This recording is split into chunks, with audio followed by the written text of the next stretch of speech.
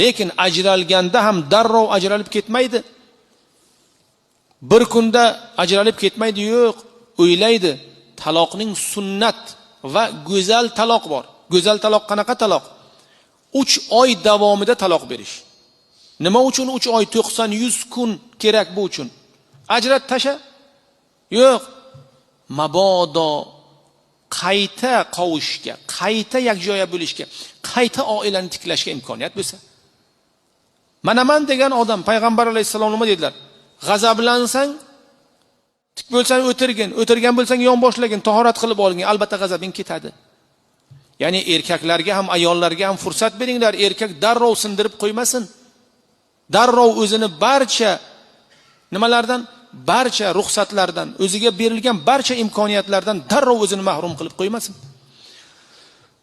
Taloq olgan ayollar 3 hayz miqdorida kutadilar. Ana shu 3 hayz miqdorida bundan maqsad oila muqaddasligi va qayta yarashishlikning imkoniyatlari. Agar qorinlarida farzand bo'lsa, agar homilador bo'lsalar bildiradilar, homilalari bo'lmasa ham bildiradilar. Va o'sha 3 hayz miqdori ichida erlari qaytib olishga haqlari bor. Agarchi ayol xohlamasa ham, erim men senga qaytdim desa, oilamni tikladim desa bo'ldi. Imkoniyat bor, ruxsat bor, imtiyoz bor. Shuning uchun taloqni faqat erkak beradi. Ayol taloq qila olmaydi. Payg'ambar alayhissalom nima dedilar? Ayyumamra'atin sa'alatit talaqa min g'ayri uzrin haramun alayhi roihatul jannah. Har bir ayol sababsiz agar eridan taloq so'rasa, jannatning hidi unga harom dedilar. Nafaqat jannatning o'zi, jannat hidi hatto u ayolga harom. Payg'ambar alayhisolatu vassalom nima dedilar? Taloq deyilgan paytda Arshur Rahmon larzaga keladi dedilar.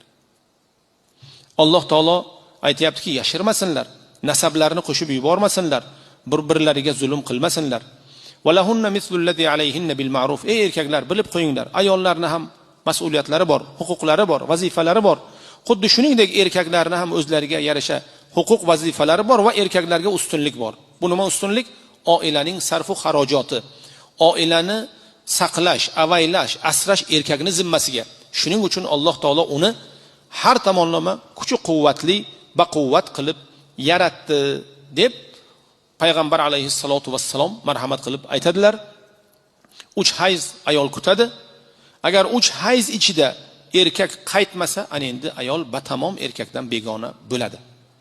Olimlar aytadilarki, bitta hayz, ikkita hayz, 3-hayz tugasa, ana endi qaytishlik uchun ayolni ham roziligi kerak endi.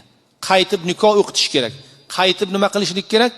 Qaytib mahr berishlik kerak. Modomiki erkak barcha imtiyozlaridan mahrum bo'lmagan bo'lsa, 3 ta taloq qildimi? Tamom. Erkak barcha imtiyozlardan mahrum, xobo va xasir. Baquvvat erkaklar, aqli raso odamlar ayollardan ajratmaydilar, tarbiyalaydilar. Afsuski, yildan yilga oilaviy ajrashuvlar nisbati ko'payib boryapti. Yil oxirida beriladigan statistik ma'lumotlar buni hammamizga ko'rsatyapti.